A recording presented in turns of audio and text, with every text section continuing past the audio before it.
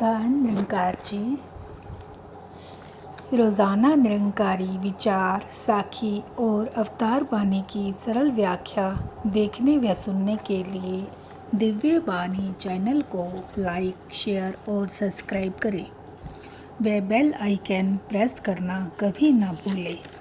प्यारी साध संगत जी, प्यार से कहना धन निरंकार जी।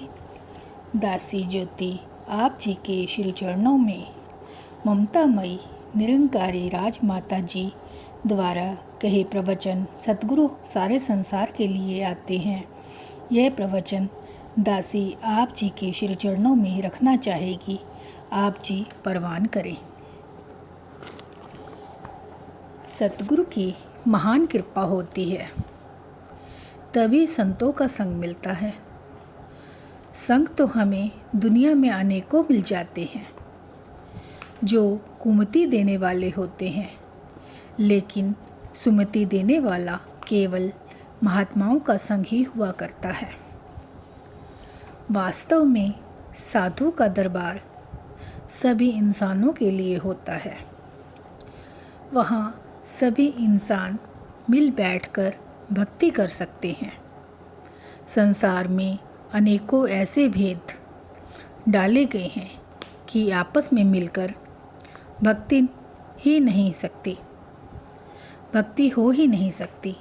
अगर देखा जाए तो सिनेमा घर में सभी एकत्रित हो सकते हैं, होटलों में सभी एकत्रित हो सकते हैं, लेकिन जब भक्ति की बात आती है तो कहते हैं कि एक साथ भक्ति नहीं की जा सकती। जबकि महात्मा चारों वर्णों के लिए ही संसार में आते हैं। वे केवल हिंदू, केवल सिख या केवल ईसाई के लिए नहीं आते। महात्मा हमेशा एकता का पाठ पढ़ाते हैं। उनके सामने जाति का कोई सवाल नहीं होता, मजहब का कोई सवाल नहीं होता, पढ़े अनपढ़े का कोई सवाल नहीं होता। वे तो सभी से प्यार करते हैं। यह प्यार कहीं से खरीदा नहीं जाता, कहीं से मिलता नहीं है।